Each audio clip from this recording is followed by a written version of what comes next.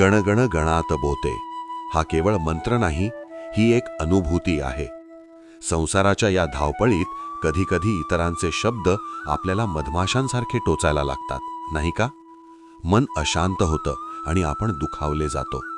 पण शेगावाच्या या विदेही संताकडे बघा. जेव्हा श्री गजानन महाराजांवर मधमाशांनी हल्ला केला तेव्हा ते डगमगले नाहीत. त्यांनी प्रतिकार केला नाही, ते केवळ शांत राहिले.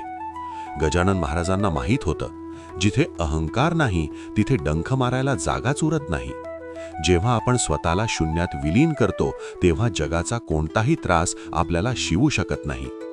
त्या माशांना तिथे शत्रू सापडलाच नाही, फक्त शांती सापडली आणि त्या आपोआप शांत झाल्या. आज जर कुणी तुम्हाला शब्दांनी दुखावत असेल तर गजानन महाराजांचे हे मौन आठवा. तुमची शांतीच तुमचं सर्वात मोठं शस्त्र आहे. ही माऊलींची शिकवण आपल्या परिवारासोबत नक्की शेअर करा. कॉमेंटमध्ये लिहा, गणगण गणात बोते.